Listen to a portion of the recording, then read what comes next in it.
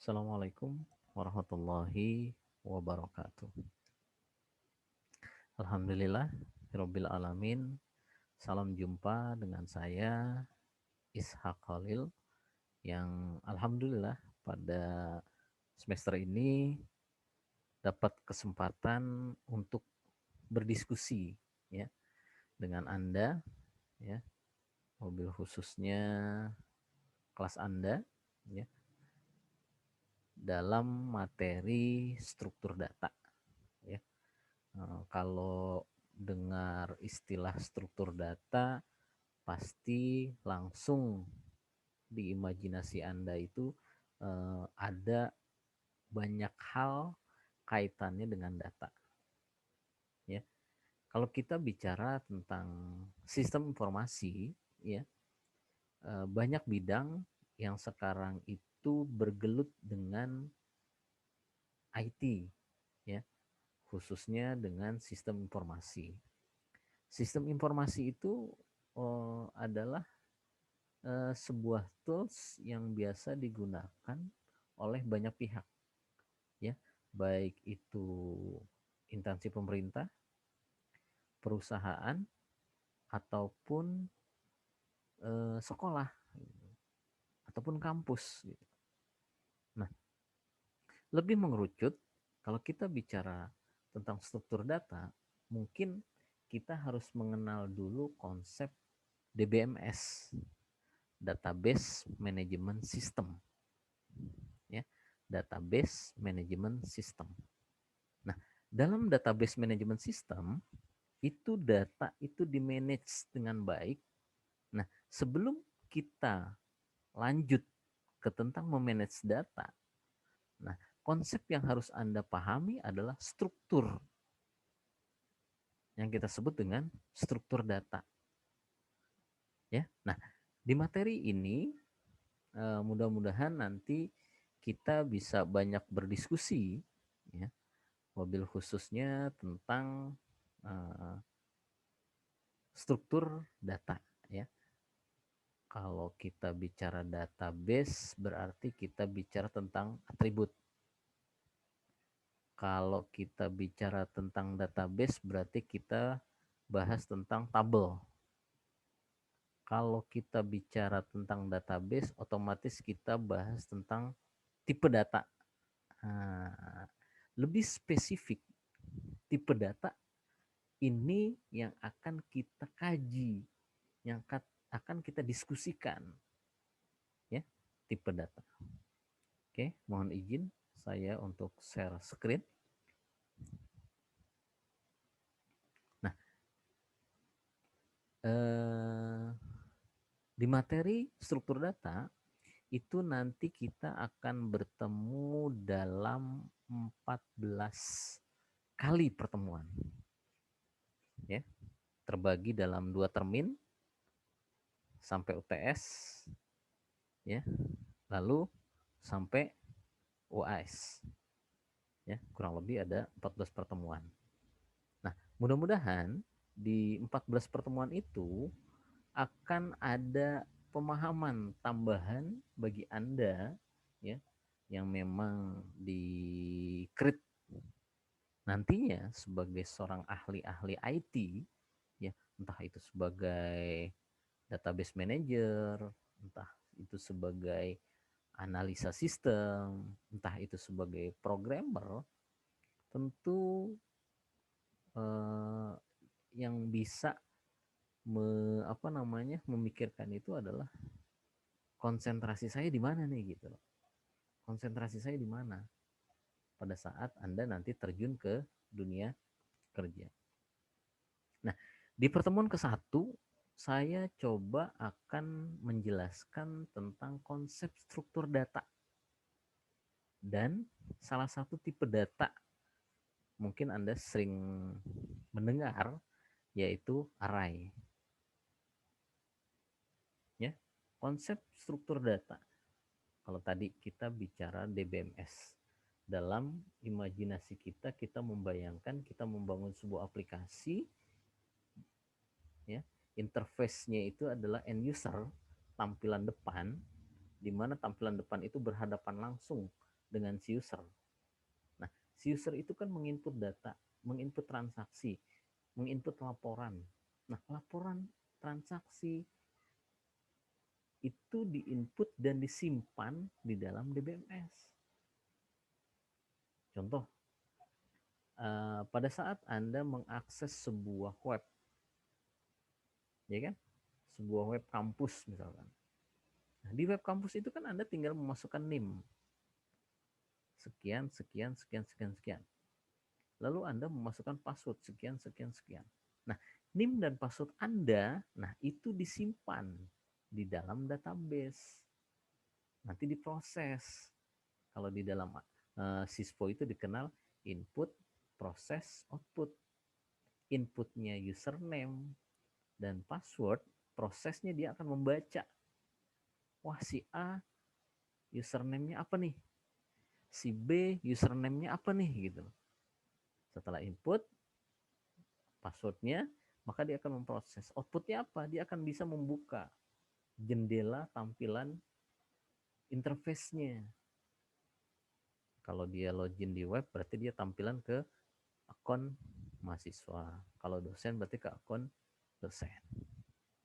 Ya, gambarannya seperti itu. Nah, tentu Anda sebagai seorang IT itu dituntut untuk paham, ya, baik dalam coding, ya, membangun interface, ataupun Anda membangun database manajemen sistem, gitu kan. Nah, itu harus, kenapa? Karena ini adalah ibaratnya dua sisi yang saling membutuhkan gitu. Kalau misalkan Anda bikin interface, ya, seperti semester lalu Anda belajar Python. Python hanya dasarnya aja, kulitnya gitu loh. Pada saat Anda input, data tampil. Pada saat input, data Anda tampil. Tapi pada saat Anda restart PC atau laptop Anda, data itu akan hilang gitu loh. Ya kan? Nah, itu berarti kan kita baru membahas satu sisi. Nah, yang kita bahas adalah sisi yang lain gitu. Storage, di mana data itu tersimpan. Ya kan? Data itu tersimpan di mana? Nah, itu tadi kita bahas tentang database manajemen sistem. Nah, database itu ada strukturnya. Nah, yuk sama-sama kita bahas. Di slide pertama, Anda diinfokan tentang apa sih struktur data itu? Nah, struktur data itu adalah satu koleksi atau kelompok data yang dapat dikarakteristikan oleh organisasi serta operasi yang didefinisikan terhadapnya. Gampangnya gini, kalau kita membangun database, di dalamnya itu kan berarti kita membangun struktur. Contoh, database mahasiswa. Dalam database mahasiswa berarti kan ada data, data pribadi, ada data kelas, ada data pembayaran, ada data dosen dan lain sebagainya. Nah, data itu diorganisasi. Kenapa? Masing-masing tabel itu akan saling terhubung. Untuk apa? Nah, dalam konsep relationship, ya kan? Dalam konsep relationship itu namanya kita mengorganisasikan database. Supaya apa? Supaya matching, ya kan? Pada saat kita memanggil primary key, ya kan? Kalau di dalam tabel itu kan ada namanya primary key. Dia yang mewakili satu field yang bersifat unik. Di mana field itu mewakili field yang lain. Contoh, dalam data pribadi mahasiswa, yang menjadi field uniknya siapa? Nama. Nggak mungkin nama unik. Kenapa? Nama itu banyak redundannya, banyak samanya. Alamat. Alamat nggak mungkin unik karena dia banyak redundannya yang sama gitu loh. Yang unik apa? Bisa NIM, ya, bisa NIK atau nomor identitas yang lain. Kalau di kampus berarti nomor induk mahasiswa. Kalau di kependudukan berarti nomor induk kependudukan.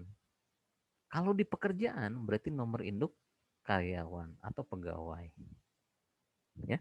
Nah, pemakaian struktur data yang tepat di dalam proses pemrograman akan menghasilkan algoritma urutan langkah yang lebih jelas dan tepat sehingga menjadikan program secara keseluruhan lebih nyata.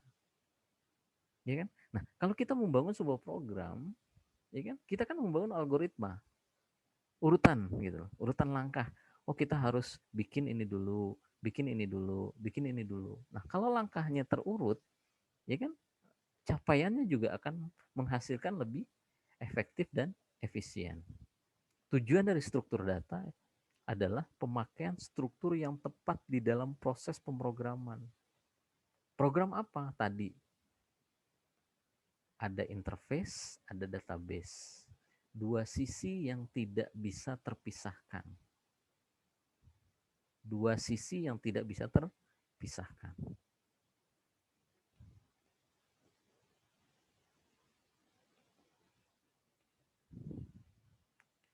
Nah, di dalam database ada namanya tipe data. Tipe data ini rupa-rupa, macam-macam. Nah, tipe data ini akan kita gunakan pada saat kita pada saat kita menentukan sebuah field. Kapan kita memakai boolean, kapan kita memakai string, kapan kita memakai integer, kapan kita memakai float, heksadesimal, kompleks, list, tuple, dictionary. Kenapa? Masing-masing tipe data itu punya penjelas, punya fungsi. Contoh, tipe data boolean. Tipe data boolean itu adalah tipe data yang hanya menghasilkan dua nilai, true dan false. Ya kan? Kalau Anda membangun sebuah flowchart, itu biasanya ada simbol apa tuh? Yang seperti ketupat. Decision. Decision itu cuma dua, ya atau tidak, true atau false. Ataupun misalkan Anda menentukan tipe datanya itu integer, ya kan? Integer itu untuk angka dengan tipe bilangan bulat. Ada juga float, ya. Float itu adalah sebuah tipe data untuk jenis angka pecahan atau yang mempunyai koma. Nah, tipe data ini juga Anda jangan sampai salah. Contoh, kalau Anda di apa namanya? Punya identitas unik namanya NIM, ya kan? NIM. Satu satu dua kosong dan seterusnya. Kira-kira kalau saya tanya nih, tipenya yang cocok dari ke-9 tipe data ini apa? String, integer, heksadesimal, kompleks, tuple, dictionary.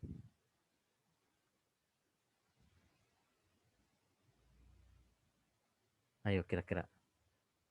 Wah Pak, kan angka Pak. Angkanya berarti kan integer dong Pak. Oh Pak, angkanya banyak Pak. Berarti kompleks dong Pak. Pak kan angkanya banyak Pak. Berarti kan. Nah, ini adalah apa namanya? Kemampuan Anda sebagai seorang IT pada saat berimajinasi menentukan kira-kira saya mau menggunakan tipe data jenis apa ya gitu. Nah, tipe data yang cocok untuk NIM adalah string. Kenapa? Nah, karena dia punya makna gitu. 11, 12, 2 digit di depan. Itu menandakan prodi, program studi. 20, 2 digit setelah digit ketiga dan keempat menandakan tahun. 4 digit setelahnya itu menandakan nomor urut. Walaupun dia bilangan bulat tidak ada koma, bukan tidak bisa kita tentukan bahwa NIM itu bertipe integer. Nggak bisa.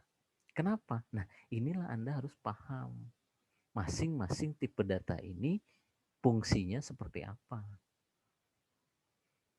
Kalau Anda sudah paham dengan fungsinya, maka Anda akan dengan mudah menentukan, oh, field ini tipe datanya ini, field ini tipe datanya ini, field ini tipe datanya ini, dan seterusnya.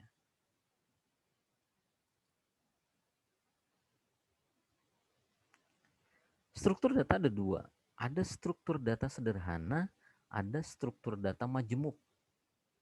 Sederhana itu apa maksudnya? Struktur data yang yang sering kita temui sehari-hari. Ya, ada tipe struktur data majemuk.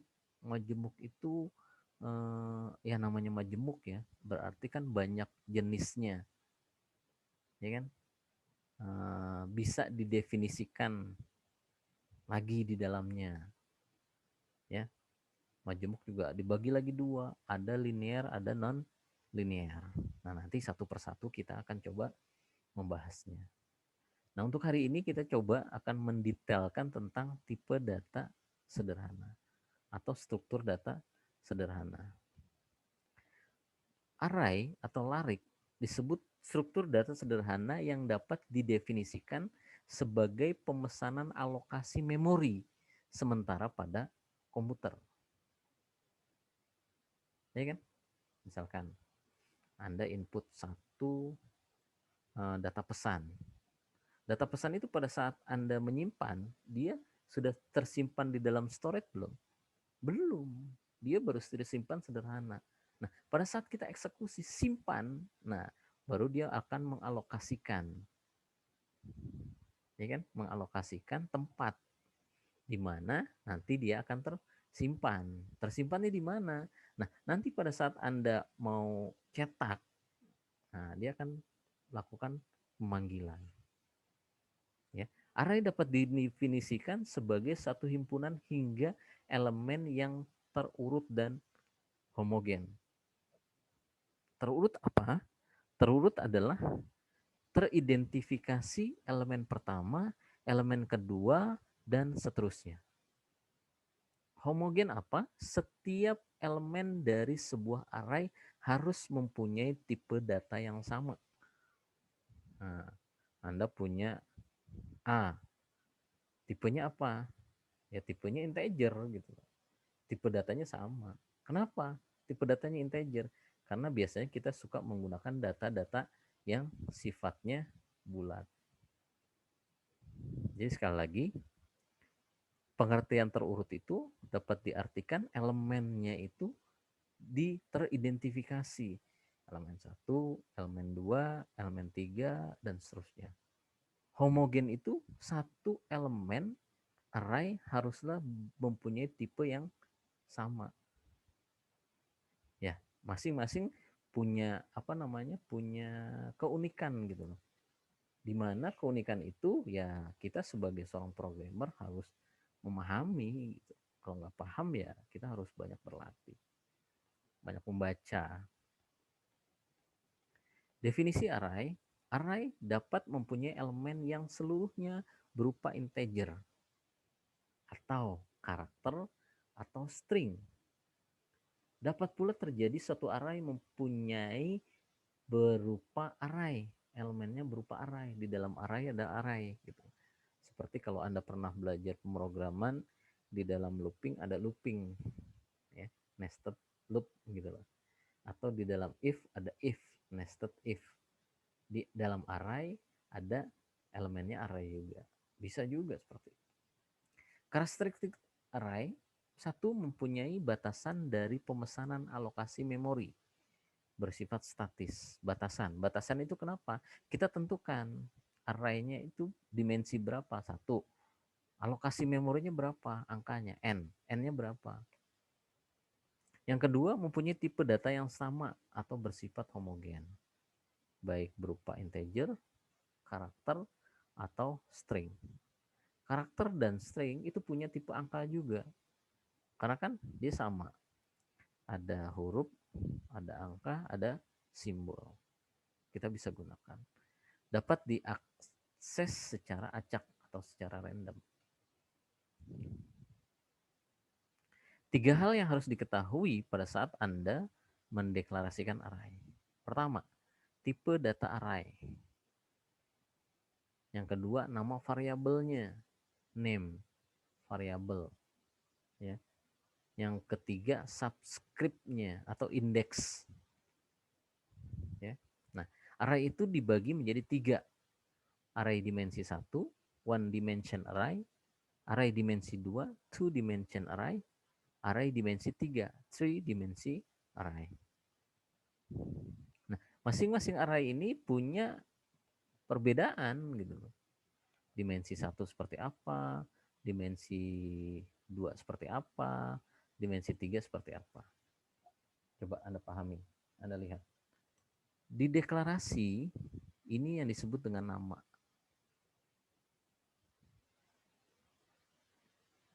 Ya kan? Nama. Nama array. Jumlah array. Jumlah array. Jumlah arraynya 5. 5 ini bertipe apa nih? A ini bertipe apa? A itu adalah name. Nama. Diusahakan dalam pembuatan nama variabel kita harus yang mudah diingat. Kalau masih latihan ya tulis aja A, B, C, D. Masing-masing variabel, satu variabel dengan variabel lain dibuat nama variabel yang berbeda. Kalau ada 2 variabel berarti A, yang keduanya B. Ya, seperti itu. Nah, setelah kita menentukan angka atau indeks, maka kalau dijabarkan ini berarti kita membuat alokasi memorinya sebanyak 5 stack.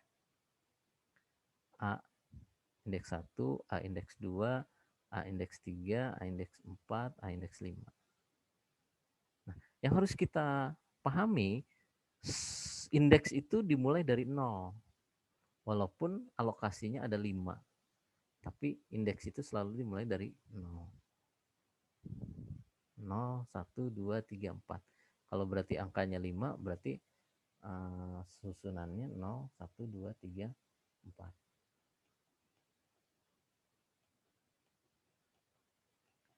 Di sini ada potongan program, ya.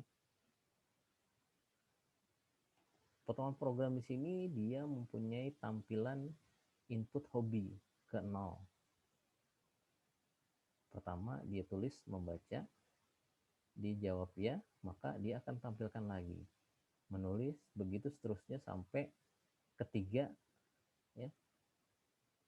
Dia jawab true. True dia akan menampilkan. Berarti kan logikanya pada saat kita merancang ada input, ada output. Nah, di sini dibuat deklarasi. Pertama ada variabel hobi. Variabel hobi, ya, dengan tipe array, ya, stop, false, i sama dengan 0. Mengisi hobi dengan menggunakan fungsi looping. While not stop. Tidak berhenti, hobi baru diinput. Format i, hobi open, ya, disimpan, ya.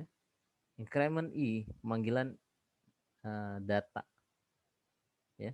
Karena tadi kita iya, maka dia akan looping, no stop, ya, sampai ke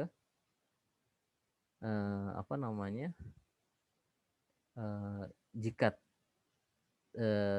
tidak, ya, jika di inputnya tidak, maka dia akan stop betul, maka dia akan berhenti, ya, lalu dia akan melanjutkan perintah untuk cetak, ya. Tapi kalau iya, ya dia akan terus, maka di sini akan menjumlah, ya kan, menjumlah kamu memiliki hobi di mana gitu loh, ya kan, hobi kamu di mana, di sini, sesuai dengan inputannya berapa, dia yang akan menambah, ya kan, prosesnya kan di sini, i plus i sama dengan 1, dia akan bertambah terus, ya, kalau dia menjawab prosesnya ya. Tapi kalau tidak, dia akan berhenti, akan stop, lalu akan melakukan proses cetak, ya. Ini potongan script dari aplikasi Python. Dalam penjelasannya, rumus yang menentukan jumlah elemen array ya n ya. Lalu ada elemen array, ada i sama dengan 1. Elemen array sama dengan perkalian dari elemen sebelumnya untuk array dimensi 2 dan 3. Contoh, suatu array A dideklarasikan sebagai berikut. Array A, variabel A dalam kurung sama dengan 10. 10 ini indeks. Ya. Maka jumlah elemen dimensi 1 tersebut adalah 10. Kenapa? Karena dia hanya berdimensi 1. Berarti 10 kali 1, 10. Ya. Beda dengan elemennya kalau dimensi 2. Berarti jumlah kolom ya ditambah jumlah baris. Ya, dan seterusnya dan seterusnya.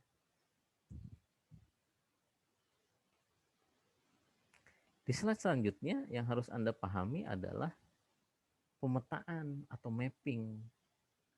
Nah, mudah-mudahan Anda tidak pusing ya lihat rumus. Ya. Saya juga kadang pusing lihat rumus. Tapi kalau kita sebagai seorang IT, rumus itu ada yang baku gitu. Dan memang harus Anda pahami. Ya. At A, ya.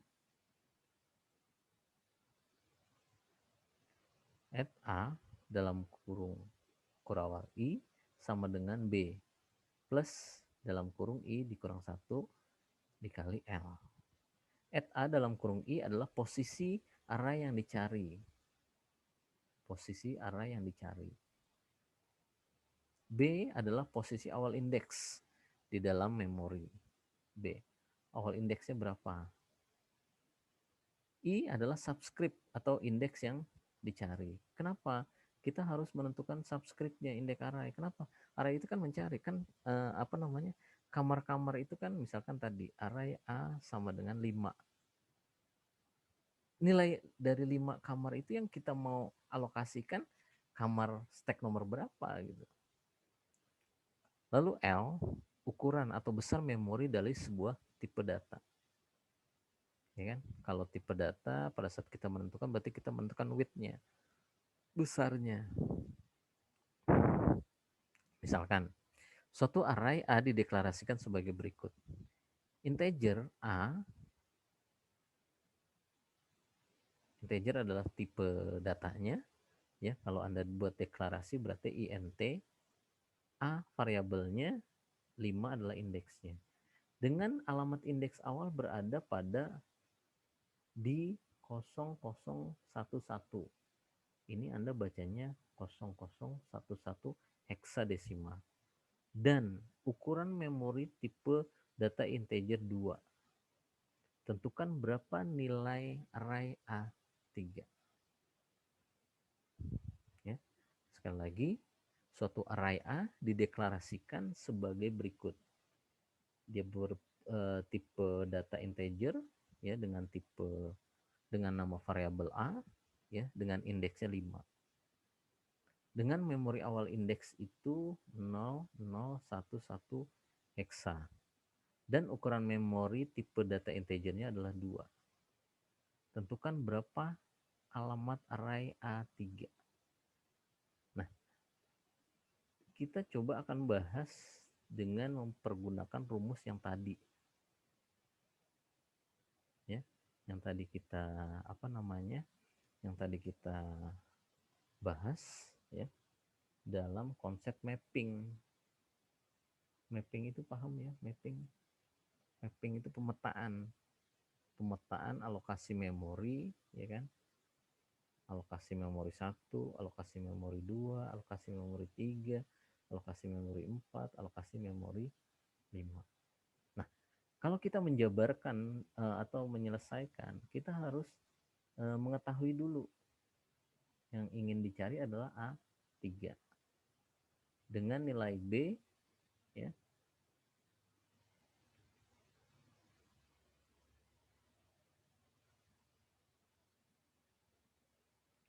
B itu tadi ya. Posisi awal, ingat nih, posisi at A dalam kurung I ini adalah posisi array yang dicari.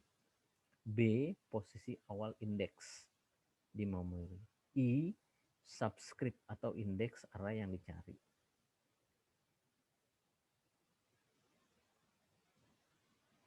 Nah, untuk penyelesaian A indeks 3 sama dengan 0011 heksa plus 3, ya, 3 ini kita ambil dari sini dikurang 1 dikali 2, ya. Nah, yang ini kita selesaikan dulu nih, yang posisi kanan. 3 dikurang, kalau dalam kurung kan pasti dia dikerjakan dulu ya. Walaupun rank levelnya lebih tinggi kali, tapi berhubung dalam kurung maka dia dikerjakan dulu. 3 dikurang 1, 2 dikali 2, 4. 4 desimal. 4 desimal, kalau kita lihat tabel itu sama dengan 4 heksadesimal. Ya, nanti kita lihat di bawah ada tabelnya. 4 desimal posisinya sama dengan 4 heksadesimal. Berarti kan A3 itu posisinya adalah 0015 heksadesimal. 11, 13, 15, 17, 19. Ini dari angka mana, Pak? Nah, ini dari angka mana, Pak? Gitu. Ini dari angka heksadesimal.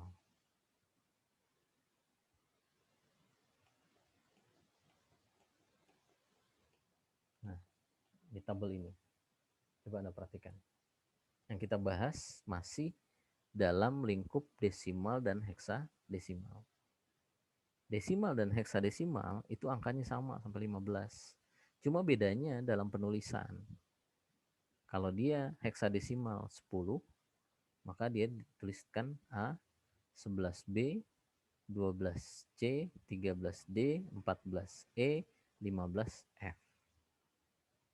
Ya, kalau desimal berbasis 10, kalau heksadesimal berbasis 16. Ingat ya, berbasis 10, desimal berbasis 10, dan heksadesimal berbasis 16. Contoh, konversi bilangan 254 desimal dikonversi ke dalam heksadesimal. Caranya adalah 254 dibagi 16. Kenapa? Tadi heksadesimal adalah berbasis 16, desimal berbasis 10. Hasilnya adalah 15, sisa 14. 14 ini kalau di dalam heksa itu kan E. Ya, Anda cek lagi di tabel. Lalu 15 kita habiskan. 15 dibagi 16 berapa? 0. Sisa 15. Kenapa? Nggak bisa. Kita sisanya adalah F. Jadi 254 desimal itu adalah F. E heksadesimal. Diurutkan dari sisa pembagian. 15, 14, 15, 14. Oke, mudah-mudahan Anda paham ya. Coba buka-buka lagi literaturnya ya. Terus selanjutnya array dimensi 2. Nah, makin wah Pak, Bapak ngomongin apa ini? Ya, nanti jika Anda ingin diskusi ya, kita buka sesi diskusi itu bisa di grup WA lah ya. Nah, array dimensi 2 dan dimensi 1 bedanya di mana? Nah, ini. 3 baris 2 kolom. Bedanya di sini nih. Elemen yang kedua ada elemen kolom. Nah, ini biasanya sering digunakan untuk menerjemahkan matriks dalam pemrograman. Kenapa? Dia ada 2 dimensi. Ya, 2 dimension array. Array dimensi 2. ada baris, ada kolom. Kalau dimensi 1 tadi kita hanya baru membahas tentang baris. Kita lanjutkan. Menentukan jumlah elemen array dalam dimensi 2. Rumusnya sama, ya. Hanya perkalinya gitu, perkali, pengali X. Ini baris, ini kolom. Maka jumlah array dimensi 2 tersebut adalah baris dikali kolom. Ya kan? Baris dikali kolom. Berapa?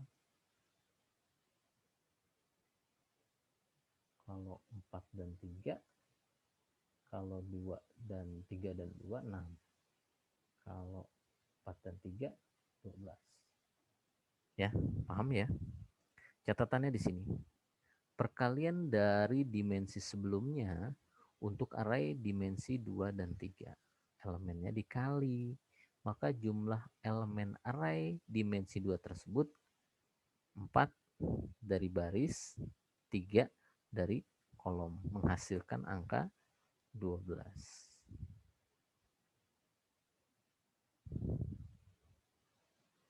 Nah, di dalam array dimensi 2 itu ada cara pandang representasi secara CMO, secara RMO. CMO adalah kolom mayor order atau secara kolom per kolom. Ada juga yang disebut RMO, row mayor order, secara baris per baris. Ya. Keterangannya Anda baca, silahkan. At M, I, J, posisi array yang dicari. Posisi array yang dicari. M, indeks baris, indeks kolom. Posisi awal indeks array. I, baris, L, kolom. Ukuran memori, ya, tambahnya hanya kolom. Contohnya ini penggambaran secara array dengan 3 baris 2 kolom. Cara pandang cara pandang per baris M00 M00 M00 baris M01 01 M01 M10 ya 10 10 10 M11 11 M20 ya 20 20 M21 21. Ini secara baris. Kalau secara kolom, ya, yang kita harus perhatikan adalah baris per kolom. 0 0 0 0 1 0 1 0. Ya. Lalu 2 0. Ya. 0 0 1 0 2 0 0 1 1 1 2 1. Ya. Ada yang kolom per baris, baris per kolom. Ada CMO, ada RMO. Ingat ya. CMO, ada RMO. Sebuah kepahaman itu akan didapat dari hasil latihan atau hasil membaca. Ya, mudah-mudahan Anda tidak hanya terpaku pada satu sumber, Anda juga bisa mengambil literatur dari sumber yang lain. Atau kalau dalam bentuk video seperti ini, Anda bisa membandingkan penjelasan saya dengan penjelasan dari dosen yang lain gitu loh, untuk menambah ya. Nah, kalau nanti terdapat perbedaan penjelasan, tinggal Anda tarik garis merahnya saja gitu. Anda bahas apa nih? Oh, kata dosen A ini. Tapi secara umum penjelasan itu sama. Cuma yang beda itu adalah detailnya. Ya, cara detailnya. Ini contoh pemetaan ya dalam array dimensi 2 ya. Suatu array X dideklarasikan sebagai berikut. Float X 4 3 dengan alamat indeks X00 berada pada titik 0011 heksa dengan tipe data float. Float itu tipe data apa ya? Tipe data pecahan. Ya, tipe data pecahan. Tentukan berapa alamat array dari 3 baris ketiga kolom kedua. Baris ketiga kolom kedua. Bukan dua ini ya, tapi kolom kedua. Indeks itu dimulai dari 0, tapi urutan kolom tetap bukan 01, berarti bukan di sini gitu loh. 32 bukan, tapi 32 katanya. Nah, di penyelesaian kita coba secara baris ya. Di sini kita dapatkan angka nilai X ya kan? 32 angka awal ya, 3 dikurang 1 dikali 3 plus 2 dikurang 1 dikali 4. Didapat angka jumlah 28. Kalau tadi ya, pokoknya kalau dia kali levelnya lebih tinggi, yang dikerjakan dulu itu tetap adalah angka yang di dalam kurung. Ya, setelah itu hasil ini dikali 4, menghasilkan 28 desimal. 28 desimal, kenapa jadinya 1C? Ayo, gimana caranya? Tadi 28 dibagi 16. 28 dibagi 16. Berapa sisanya? Hasilnya 1C. Ya. Hitung-hitungannya tadi ya. 28 desimal dibagi 16. 1 sisa berapa gitu kan? Sisanya itu adalah C. Berarti gabungan 1C. Ya. C ditambah 1 jadi D. 1 ditambah 1 2 jadi 2D. Sederhananya seperti itu. Ya. Kalau penyelesaian secara kolom, kalau tadi kan ini penyelesaian secara baris. Ya. Penyelesaian secara kolom, angka yang dicari adalah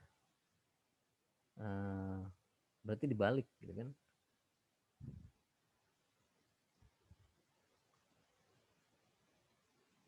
X kolom ketiga baris baris ketiga kolom kedua dengan nilai awal ya, lalu ditemukan angka 2 ya, kita cari kolomnya dulu ya, terus 3 ya, dikurang ini dijumlah dikalikan 4 dapat angka 24. 24 dibagi 16 dapat angka 18, bukan 18 ya, tapi 18. Ini dua angka yang berbeda. Ya, ini merupakan sisa bagi ya kan. 16 sisa baginya berapa? 248 kan? 18. H. Jadinya ditemukan 11 ya, 1 tambah 1 2 ya, 1 tambah 8 9. Ya, itu penyelesaiannya. Kalau kita gunakan array dimensi 2, berarti kita harus punya mapping. Mapping secara baris, mapping secara kolom. Ya. mudah-mudahan penjelasan saya melalui video ini bisa sedikit mencerahkan gitu loh. Walaupun wah Pak saya tambah bingung, nggak apa-apa. Kebingungan Anda itu kan awal pemahaman. Ya. Ini contoh ya, array dimensi 2 ya. Baris pertama diisi kopi, susu, teh. Baris kedua diisi jus apel, jus melon, jus jeruk. Baris ketiga diisi es kopi, es campur, es teler. Pak, apa hubungannya dengan tadi? Kalau tadi kita bermain dengan angka, dengan kalau sekarang bermain dengan karakter string, ya kan?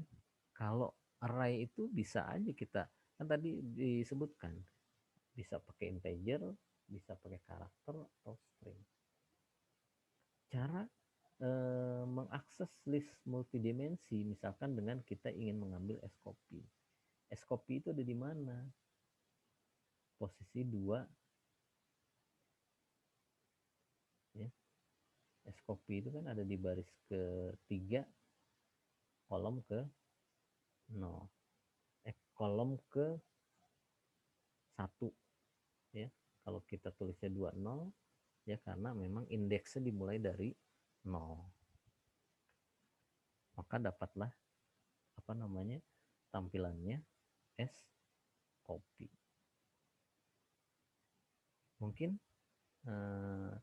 sampai di situ penjelasan dari saya. Mudah-mudahan penjelasan saya bisa memberi sedikit pencerahan. Ada 2 latihan nih ya, latihan 1, latihan 2. Silakan Anda pilih salah satu, hanya salah satu, tidak salah 2, tapi salah 1. Nanti hasilnya dari latihan ini dikirim ke email saya. Di mana emailnya? ishak.ihk@nusamandiri.ac.id. Oke, demikian penjelasan saya. Kurang lebihnya mohon maaf. Mudah-mudahan bisa menambah pemahaman Anda tentang struktur data di materi pertemuan ke-1. Oke. Terima kasih saya ucapkan. Kurang lebihnya mohon maaf. Wassalamualaikum warahmatullahi wabarakatuh.